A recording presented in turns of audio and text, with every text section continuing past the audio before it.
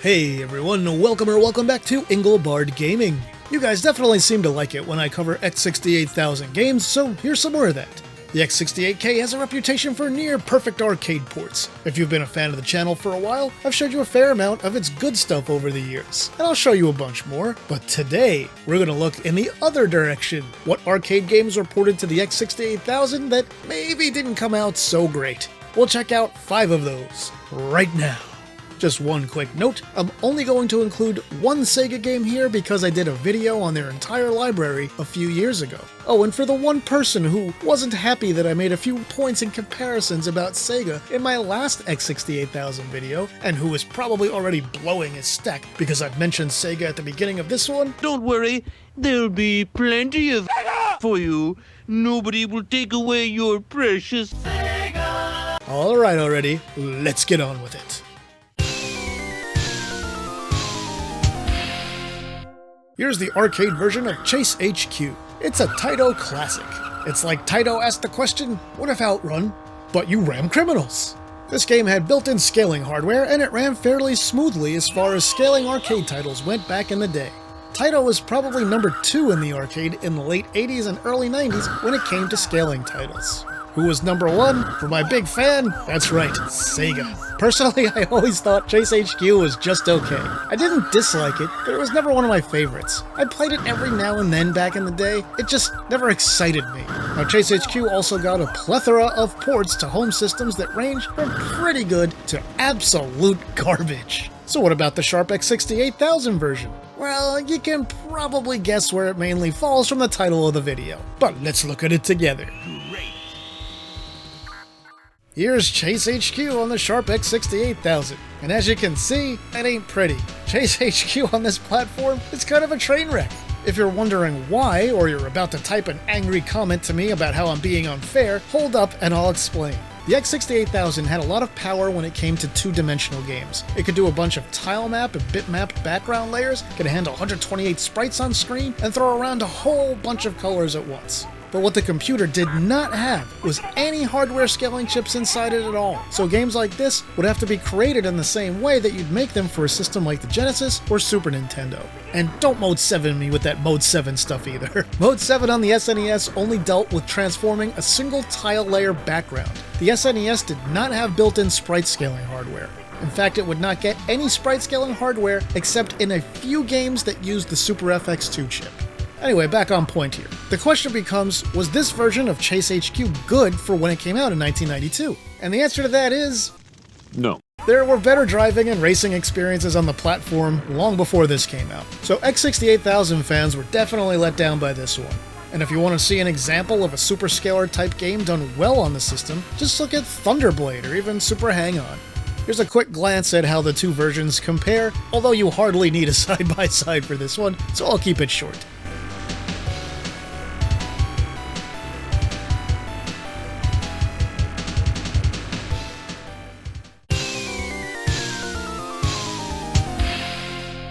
Here's an arcade game that there's a pretty good chance you've never heard of.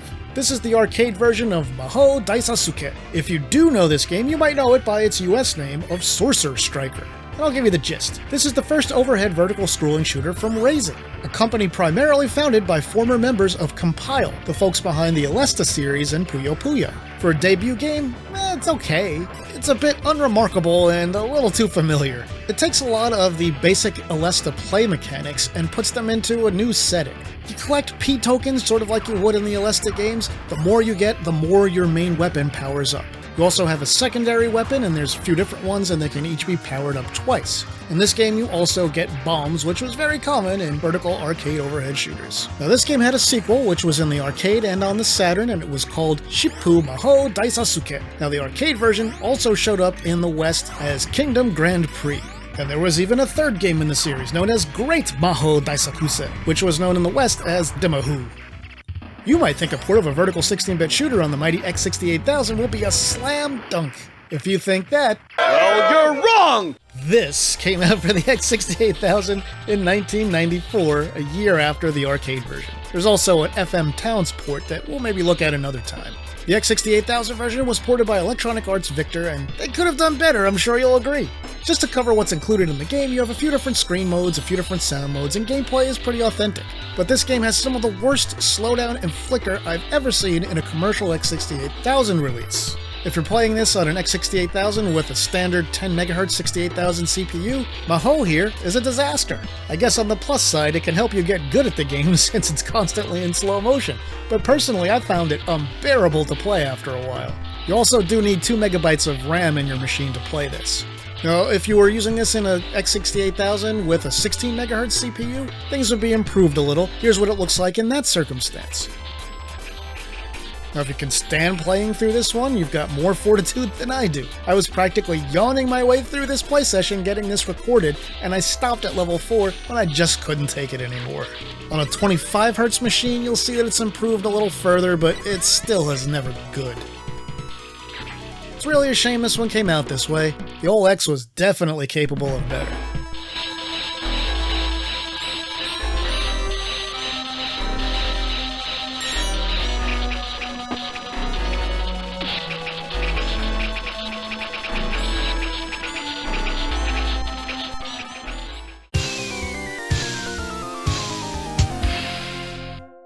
Here's Viewpoint on the Neo Geo, a pretty popular and well-regarded isometric shooter on SNK's home and arcade platform.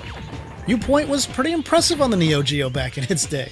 It was tough as nails, but it looked great and had a good thumping techno-y soundtrack with lots of heavy drums and voice samples and stuff. The Neo Geo was also a sprite-crunching monster, and if you watch my 11 facts video on the Neo Geo that you maybe didn't know, you'll know that basically everything you see on the screen, aside from some text on this system, is generally a sprite. Unlike a lot of other hardware from the era, it doesn't have any tile map layers. Now that we've got a good look at Neo Geo Viewpoint, which had ports to a few other systems, including an impressively glammed-up PlayStation version, how did it turn out for the Sharp X68000? Well, let's take a gander. Ooh boy, this ain't good.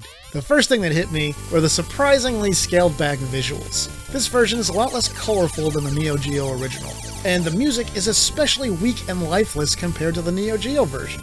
Also, a lot of the animation is pretty compromised here, and there's a bunch of extra slowdown in this version of the game, and a lot of stuff like those rotating cars in the first level is just cut. Those things weren't even cut from the Genesis/Mega Drive version of Viewpoint. If you do a web search these days, the results blame the game's issues on being a port of the Sega Genesis version, which had also been developed by Nexus Interact and published by Sammy. It was just a year earlier. However, you can't trust the tainted AI results in web searches these days. The X68K game may reuse some code from the Genesis port, but it's clearly not a port of the Genesis version, which looks different and uses considerably different art assets that are missing a lot of details, color, and animation that are present in the X68000 version. So to answer the question why the X68000 version is full of missing enemies, animation, and slowdown, well, I don't know. It likely wasn't a high priority port because of the relatively tiny audience for it. So X68000 Viewpoint is not the same level of disaster as the first two games we looked at, but it's a far cry from the Neo Geo original, and it could have been much closer. Here they are side by side. And I'll also note here that it's hard to see the bullets in the X68000 version of the game because of the way they flash, and that led to some untimely and unearned deaths for me. But unlike the Neo Geo original, in the X68000 game you respawn where you died instead of at a checkpoint, which makes this one the easiest of the 16-bit versions of the game. So is it garbage? No. A significant disappointment? Definitely.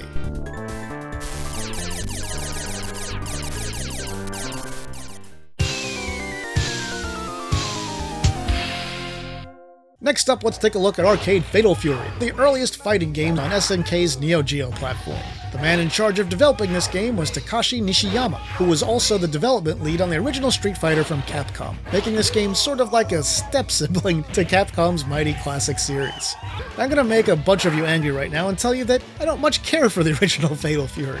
I appreciate its place in history, and that it has its fans, so I'm not gonna knock it. It just wasn't for me. Street Fighter 2 was just so much better at the time that I didn't really see much point in playing this, and the years haven't really changed my opinion much, especially regarding this first entry of the series. Anyway, check out the arcade version here for just another moment, and then we'll switch over to the X68000 release.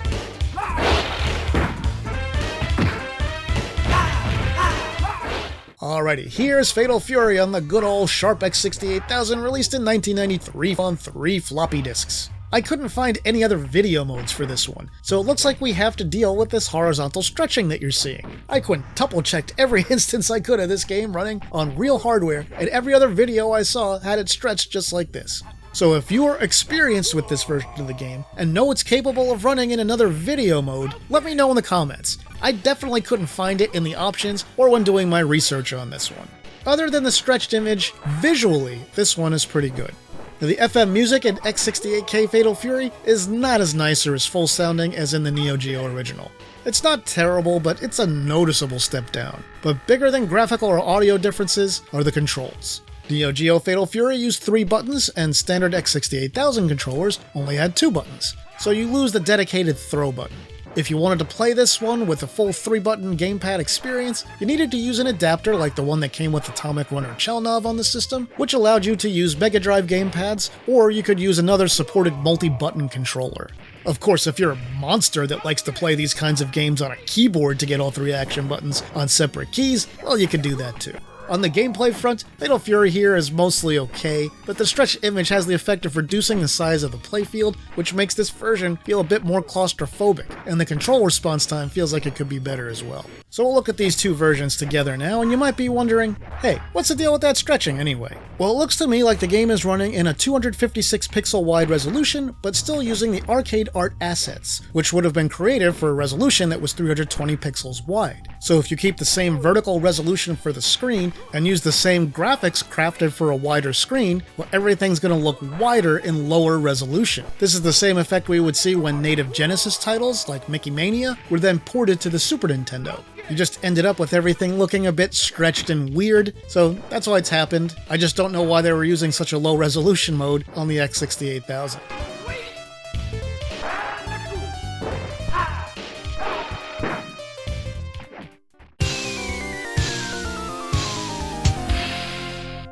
And our final game today will be a Sega game. This is Space Harrier. The arcade original is a glorious thing to behold. This came out in 1985, people! That's 41 years ago as I record this. This game came out before the Sega Master System even launched in the US. It came out that long ago, yet still looks this good. Space Harrier is an all-time classic, and I love this game and still play it a few times a year. There was absolutely nothing like it when it was new, and it was quite an experience. Space Harrier was ported to nearly all home systems of the era that were available, but none were capable of doing the game complete justice thanks to its fancy sprite scaling hardware. So how did it turn out on the X68000? Well, like this. Now, there are a few issues with X68K Space Harrier off the bat. Now first let me say a lot of people are really impressed by this game, and I'm not calling it bad, but I do find it a bit on the disappointing side for a few reasons. First, let me give full props to the implementation of the sprite scaling and the objects and enemies in this game. It's very well done. But the checkerboard floor was replaced with simplistic lines, a technique we'd also see in the PC Engine/TurboGrafx version of the game. Some of the sound effects cut out, including Harrier's blaster, but you might consider that a good thing. I kinda hate that blaster sound myself, but the near constant explosions you'll now hear, as often the only sound effect throughout much of the game, aren't that much better. The music is pretty good, but the instruments are noticeably different on the X68000 versus the arcade original. If you're wondering, the arcade game used a YM2203 sound chip, while the X68000 uses a YM2151. But it should have been able to replicate those instruments almost perfectly, so I think the differences here were a choice. Now, one nitpicky complaint is that a lot of the area of Harrier's shots are see-through in this version. Doesn't help you see what's behind them, really. It just looks like there's a hole in them. I also think some of the collision detection in this game is a little bit overly sensitive. And X68000 Space Harrier dips below 30 frames per second a lot of the time versus the 60 frames per second of the arcade original. And finally, there are instances of slowdown here in the X68000 version of the game that are not present in the arcade original. Alright, for the sake of clarity, again, let me emphasize that I don't hate this port or anything. For the most part, I feel like it's pretty good, and I would have been mostly happy with it back in the day. But I wouldn't have been fully satisfied with it though. Even most of the 8-bit versions were able to get the checkerboard floor into the game. For 1987, this would have been impressive, and it was probably the best version of the game out at the time, but it's definitely missing some of the magic. Now on the positive side, I should also say that they did add the Sega Master System boss Haya-O into this game, who you might also know from the 3DS version, but he was not present in the arcade original, so that's a bonus for the X68000. Anyway, here they are, side by side for just a moment.